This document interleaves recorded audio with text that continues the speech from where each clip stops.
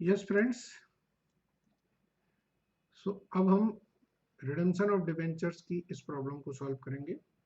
एक बार देखें, the summarised balance sheet of एंटाइस limited as on 31 March 2013 read as under. Share capital दे रखी है इन्होंने, जन रिजर्व, डिबेंचर रिडेम्पशन रिजर्व दे रखे हैं, 12% कन्वर्टेबल डिबेंचर्स हैं, अदर्स लोन्स हैं, करंट लायबिलिटीज एंड प्रोविजंस हैं, एसेट्स हैं, डिबेंचर रिडेम्पशन रिजर्व इन्वेस्टमेंट है, कैश एंड बैंक बैलेंस है, अदर करंट एसेट्स हैं। Debenture are due for redemption on 1 April 2013.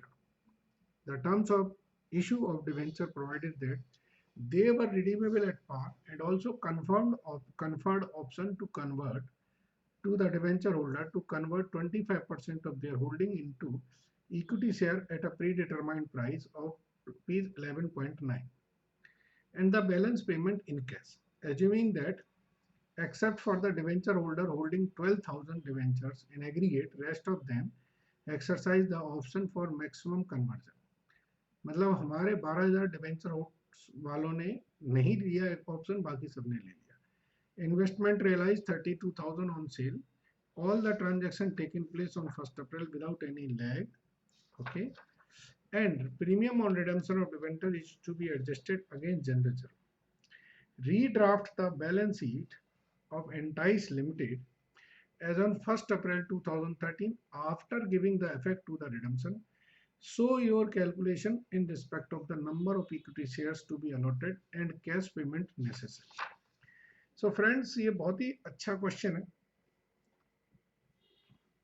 इसमें कई ऑप्शंस एक साथ उन्होंने दे दिए। 1 अप्रैल 2013 को रिडेम्पशन करना है, तो पहले हम वही एक्टिविटीज करते हैं। ठीक है, सबसे पहले देखते हैं कि हमारी क्या क्या होंगी वर्किंग नोट्स। कुछ वर्किंग नोट्स बनेंगे, तो पहले उन वर्किंग नोट्स को निकाल देते हैं।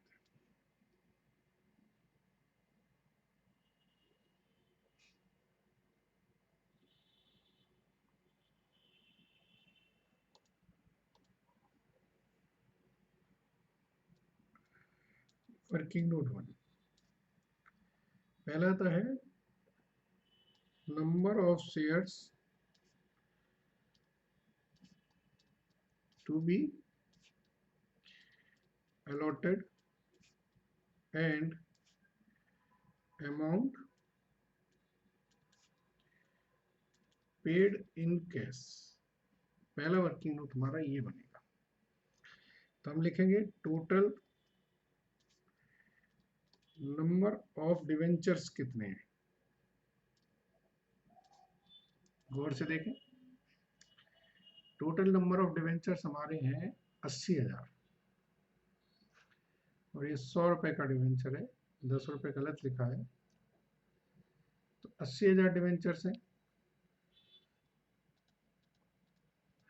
इसमें से माइनस कर देंगे debentures not opted for conversion, जिन्होंने कन्वर्जन का ऑप्शन नहीं लिया है।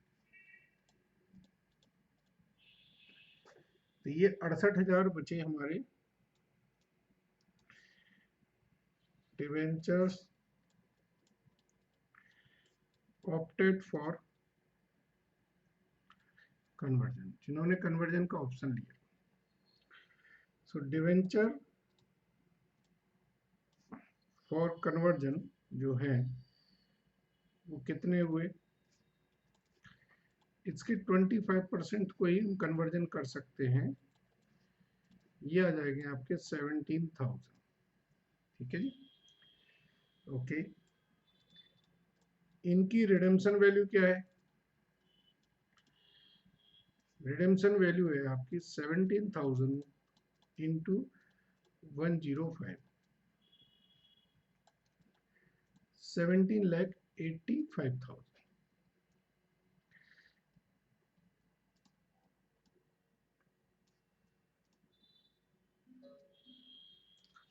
अब इसका मतलब तो यही है ना कि इनको 17,85,000 के बदले में नंबर ऑफ शेयर दे दिए। कितने दिए, इश्यू प्राइस पर शेयर की कितनी है हमारी 11 रुपीज 90 पैसे, ये इशू प्राइस है. So number of shares to be allotted to debentures holder 17,85,000 divided by 11 rupees 90 पैसे, ये आ जाएंगे आपके 1,50,000 शेयर. 1,50,000 शेयर हम इशू करेंगे. अब number of shares to be paid in cash, 80,000 total share holder थे. इनमें से 17,000 को हमने क्या कर दिया, कन्वर्ट कर लिया. तो 63,000 शेयर होल्डर को हमें पेमेंट करना है. तो redemption value to be paid in cash 63,000 into 105, ये वैल्यू आएगी आपकी 66,15,000. ठीक है. अब 66,15,000 मुझे चाहिए. यहाँ 2 स्टेप वर्किंग कर लिए मैंने. अब आगे देखते हैं. इन्होंने बताया इन्वेस्टमेंट रियलाइज हुए हैं 32,000, और जो भी प्रीमियम और रिडेम्पशन हैं वो हम चंद रिजर्व से एडजस्ट कर देंगे. ठीक है. तो मैं अब ये वर्किंग नोट 2 में मैं कुछ जनरल एंट्रीज बना देता हूँ, उससे आपको कंसेप्ट थोड़े से क्लियर हो जाएंगे. ऑल्दो एग्जाम में नहीं जरूरत होती है, एग्जाम वर्किंग नोट से बन जाएगा, बट आपको थोड़ा क्लैरिफाई करने के लिए कर सकते हैं. जनरल एंट्रीज कभी अगर क्वेश्चन में आ भी गया तो आप कर सकते हैं. पहले तो आप इन्वेस्टमेंट को बेचने की एंट्री करें. एंट्री क्या होगी, बैंक अकाउंट डेबिट टू, ये क्या है, डिवेंचर रिडेम्पशन रिजर्व इन्वेस्टमेंट. तो इसको बोलेंगे debenture reserve redemption reserve investment. कितना, 32 लाख. ठीक है. अब डिवेंचर रिडेम्पशन रिजर्व इन्वेस्टमेंट का जो भी डिफरेंस आया, प्रॉफिट या लॉस, वो जाएगा हमारे डिवेंचर रिडेम्पशन रिजर्व में. So profit on sale transfer कर देंगे डिवेंचर रिडेम्पशन रिजर्व में. एंट्री क्या होगी, debenture reserve investment to debenture redemption reserve. ये 2 लाख रुपए का आपका प्रॉफिट हमने ट्रांसफर कर दिया. ठीक है. अब हमें डिवेंचर को रिडीम करने की ड्यू की एंट्री करनी होगी. तो उसको करें. रिडेम्पशन ड्यू की एंट्री करें. तो रिडेम्पशन को ड्यू करेंगे तो एंट्री होगी, कितने परसेंट डिवेंचर हैं ये आपके 12% डिवेंचर. तो एंट्री करेंगे 12% डिवेंचर अकाउंट डेबिट 80 लाख से, premium on redemption account debit 4 lakh से, टू डिवेंचर होल्डर 84 लाख से. ठीक है. फिर इस रिडेम्पशन को सेटल भी करेंगे. कैसे किया आपने,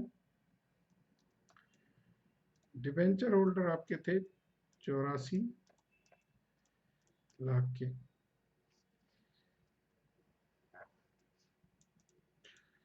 इनमें से आपने नगद पे किया इनको 66,15,000।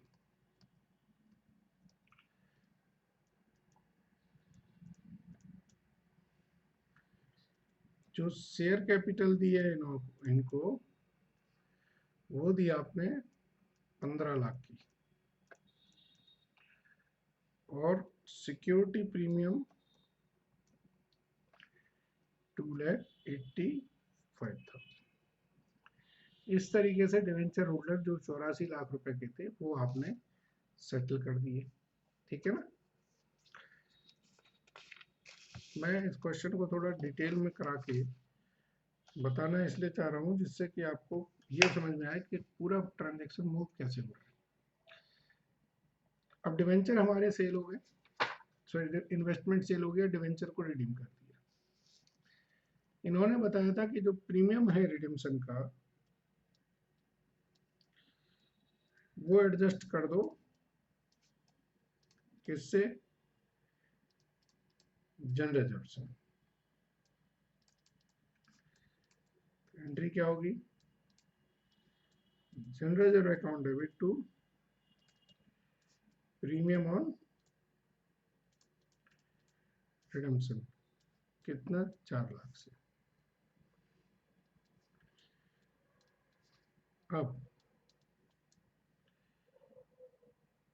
अब डिवेंचर रिडम्पशन रिजर्व का जो बैलेंस है उसे आप ट्रांसफर कर दें जनरल रिजर्व में। तो डिवेंचर रिडम्पशन रिजर्व में कितना बैलेंस है, डिवेंचर रिडम्पशन रिजर्व में होगा 35 लाख, तो ये है 2 लाख रुपए प्रॉफिट से आया था, तो ये हो गया 37 लाख रुपीज। ठीक है, so 37 lakh rupees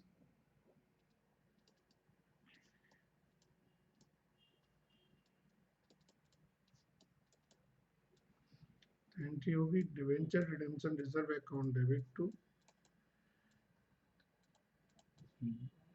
general reserve. ठीक है, तो ये भी एंट्री हो गई। तो अब इससे सारे वर्किंग नोट 3 से हम सबके बैलेंस निकाल लेंगे। पहला है balance of cash and bank balance. हमारे पास कितना बैलेंस था, देखो गौर से, 40 लाख रुपए आपके पास बैलेंस था। ओपनिंग बैलेंस था मेरे पास 40 लाख रुपए का।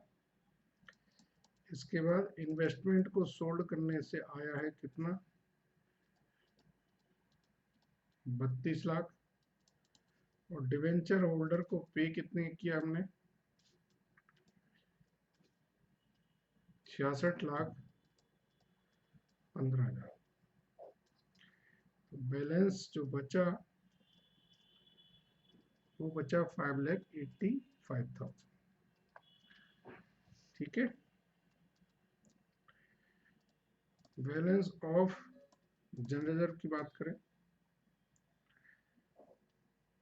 ओपनिंग बैलेंस था मेरा 40 लाख, 40 नहीं है इसमें 50 लाख।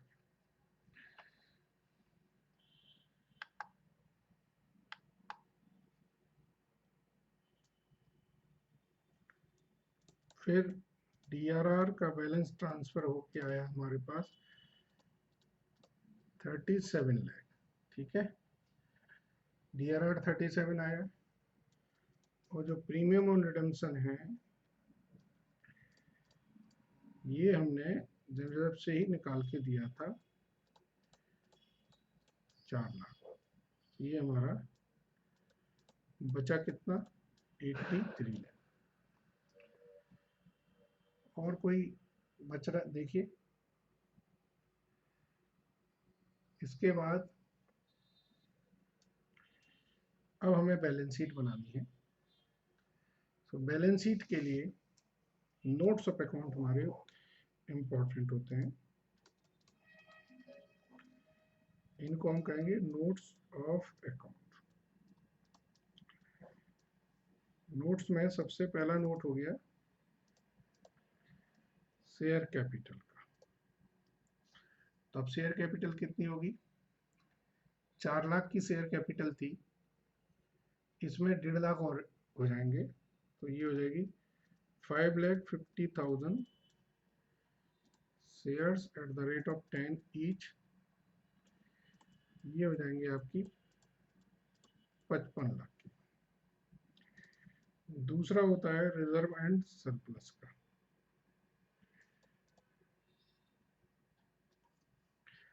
तो इसमें हम देखेंगे जनरल रिजर्व का बैलेंस है 83 लाख। सिक्योरिटी प्रीमियम जो शेयर को इशू करने से आया था वो था 2,85,000, और बैलेंस कहीं और से कुछ नहीं है, तो ये हमारा हो जाएगा 85,85,000। ठीक है जी। और बाकी सारे जो लाइन आइटम है उनमें कोई चेंज नहीं है। ठीक है जी, यस। अब बैलेंस शीट बना दें इसके बेसिस पर।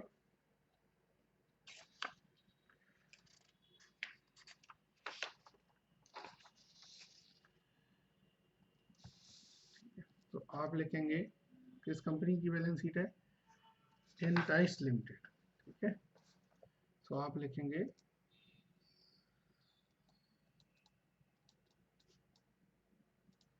एंटाइस लिमिटेड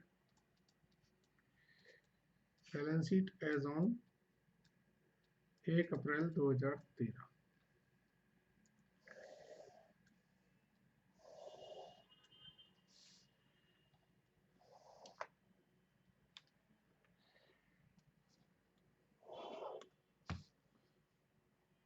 सबसे ऊपर लिखेंगे equities and liabilities. Equity and liabilities, इसमें नंबर 1 पे आता है share holder fund. Share holder fund में फिर नंबर होता है share capital reserve and surplus. ये 1 नंबर नोट से आएगा।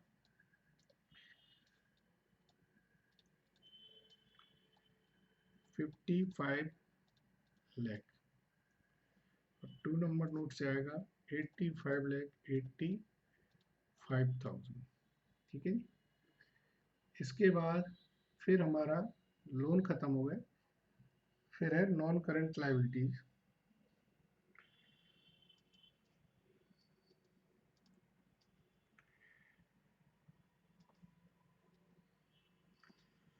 तीसरा होगा हमारा current liabilities. Non current liabilities में हमारा अदर लोन लिखे हैं, और करंट लायबिलिटीज आपकी 90 लाख रुपए की है।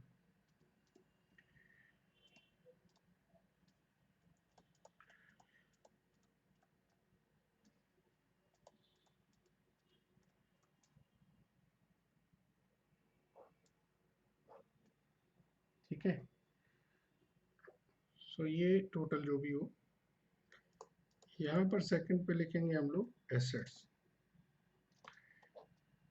एसेट्स में एक है आपकी fix assets.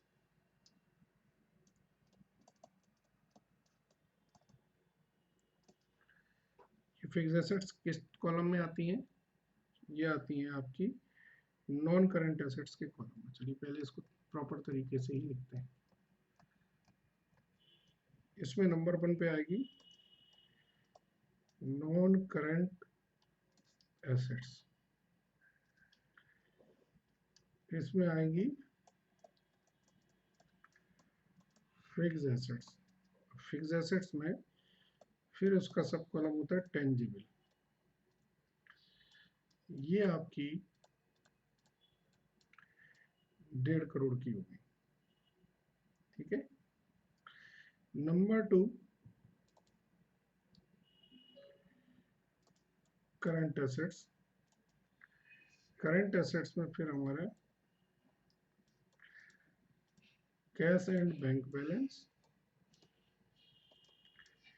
And B question में देख लें क्या दिया है, अदर करंट एसेट्स।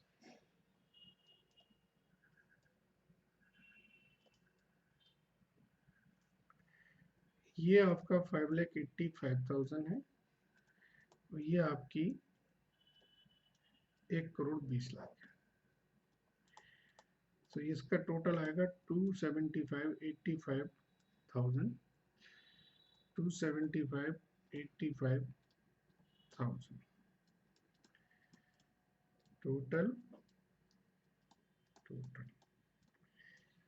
ठीक है जी।